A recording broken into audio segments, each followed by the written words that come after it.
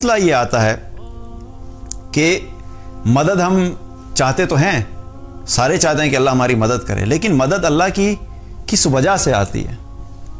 ایک طرف ہم چاہتے ہیں اللہ کی مدد آئے اور دوسری طرف ہماری ساری زندگیاں اللہ کی نافرمانی والی ہوں، اللہ سے دشمنی، اللہ سے بغاوت، نماز ہم نہ پڑھیں، روزے ہم نہ رکھیں، جھوٹ ہم لوگ بولیں، غیبت ہم لوگ کریں، فحاشی اور عریانی نہ صرف دیکھیں بلکہ اس کو پروموٹ بھی کریں، اور سود کے اوپر کاروبار بھی چل رہا ہو، تو پھر ہم کہتے ہیں اللہ کی مدد نہیں آ رہی۔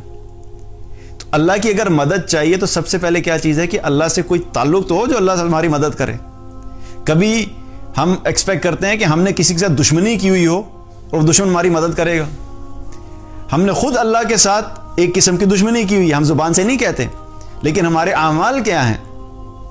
اللہ تعالیٰ جب ہمیں حکم دیتا ہے کوئی چیز کرنے کا اور ہم اس کے اپوزٹ کرتے ہیں تو حقیقت میں کیا ہے کہ ہم نے اللہ سے دوستی تو نہیں کی ہوئی۔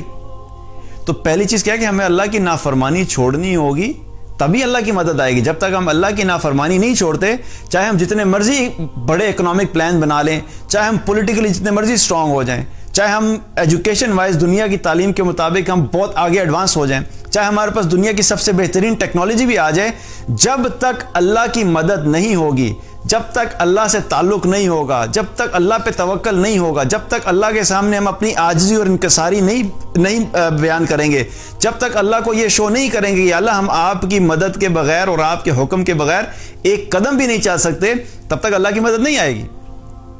ہمیں وہ کام کرنے ہوں گے جن کے ذریعے سے اللہ کی مدد آتی ہے۔ اب اللہ کی مدد کے لیے ہمیں کیا کیا چیزیں کرنی چاہیے اس کے بارے میں چند باتوں کے بارے میں بات کر لیتے ہیں۔ بہت سی چیزیں کی جا سکتی ہیں، لیکن چند چیزیں جن کے اوپر ہمیں ایمفسائز کرنا ہے۔ اللہ تعالیٰ نے قرآن میں فرمایا یا ایھا الذین آمنوا استعینوا بالصبر والصلاۃ، اے ایمان والو اللہ سے مدد مانگو نماز اور صبر کے ذریعے سے۔ تو پہلی چیز کیا ہے؟ نماز ایسی چیز ہے جس کے ذریعے سے اللہ کی مدد آتی ہے، اور نماز بھی صرف پڑھنا نہیں بلکہ نماز وہ جو خشوع والی نماز ہو، جس میں اللہ کا دھیان ہو، جس میں اللہ کی طرف دل بھی اللہ کی طرف ہو، ذہن بھی اللہ کی طرف ہو، اور انسان جو مدد مانگ رہا ہے انسان کا جو شعور اور لاشعور پورے طریقے سے متوجہ ہو۔ اور ہم جب نماز پڑھتے ہیں تو حقیقت میں ہم کیا کہتے ہیں؟ اللہ سے مدد ہی مانگ رہے ہوتے ہیں۔ ایاک نعبد و ایاک نستعین، کیونکہ فاتحہ، سورہ فاتحہ کیا ہے؟ وہ نماز کا لازمی جز ہے، وہ تو ہم پڑھتے ہی پڑھتے ہیں۔ اگر ہم کوئی اور دعا نہ بھی کریں تو یہ دعا تو ہم لازمی اللہ تعالیٰ سے ہر نماز میں کرتے ہیں کہ ایاک نعبد و ایاک نستعین، یا اللہ صرف تیری ہی بندگی کرتے ہیں اور صرف تجھی سے مدد مانگتے ہیں۔ تو ہم اللہ کو یہ شو کر رہے تھے کہ اللہ ہمیں آپ کی مدد کی ضرورت ہے۔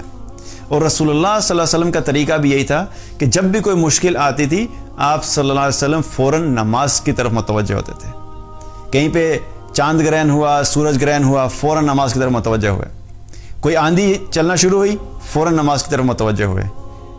تو یہ رسول اللہ صلی اللہ علیہ وسلم کی سنت بھی ہے، اور یہی طریقہ ہے کہ ہمیں کیا ہے کہ نماز کے اوپر دھیان دینا۔ اور یہ نماز سے مراد فرض نمازیں نہیں ہیں، فرض نماز تو ہم نے پڑھنی ہی پڑھنی ہے، چاہے ہماری نیت ہو مدد لینے کی یا نہ لینے کی، فرض نماز تو ہم نے لازمی پڑھنی ہے، کیونکہ فرض نماز کی کوئی معافی نہیں ہے، ہر حال میں پڑھنی ہے۔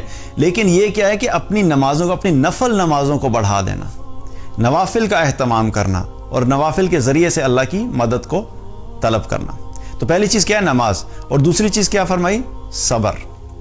صبر، جب تک سچویشن مشکل ہے اس میں کیا کرنا ہے؟ ہم نے صبر کرنا ہے، اور اللہ سبحانہ تعالیٰ سے شکوے نہیں کرنے، یا اللہ میرے ساتھ یہی ہوتا ہے، آپ کو میں ہی ملا ہوں یہ سب کرنے کے لیے، جب بھی کوئی مسئلہ آتا ہے ہمارے ساتھ ہی ہوتا ہے۔ ابھی ریسنٹلی ایک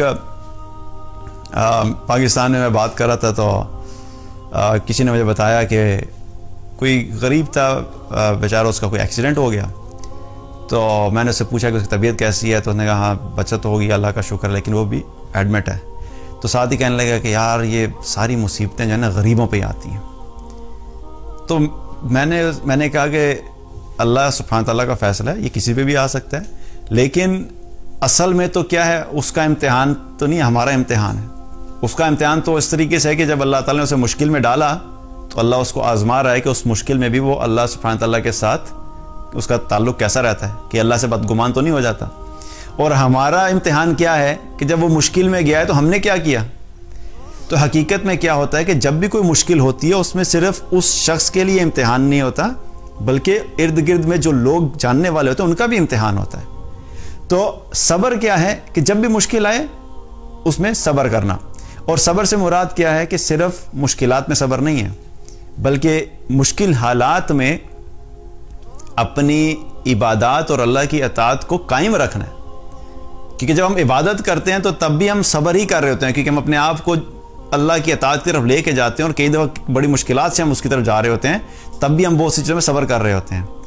اسی طریقے سے جو اللہ کی نافرمانی ہے اس سے اپنے آپ کو روکنا یہ بھی صبر ہے. تو ہمیں ہر چیز میں اپنے صبر والے ایسپیکٹ کو قائم رکھنا ہے, کیونکہ جب مشکل حالات آتے ہیں نا, اصل امتحان اللہ کی طرف سے وہی ہوتا ہے. جسے کہتے ہیں کہ فلٹر ہوتے ہیں لوگ جب سچویشنز آتی ہیں. جب آئیڈیل سچویشن ہے تب تو سب خوش ہیں, مال بھی ٹھیک ہے, جاب بھی ٹھیک ہے, بزنس بھی ٹھیک ہے, صحت بھی ٹھیک ہے, کوئی پرابلم نہیں ہے لائف میں, تو سب ٹھیک ہے. لیکن اصل میں کون اللہ کے کتنے قریب ہے اس وقت پتہ لگتا ہے جب حالات مشکل ہوتے ہیں. تو اس وقت پتہ لگتا ہے کہ کون کتنا صبر کرنے والا ہے. تو ہمیں کیا کرنا ہے کہ اس سچویشن میں دوسری چیز جو اللہ کی مدد کو کھینچتی ہے وہ کیا ہے, وہ صبر کرنا ہے.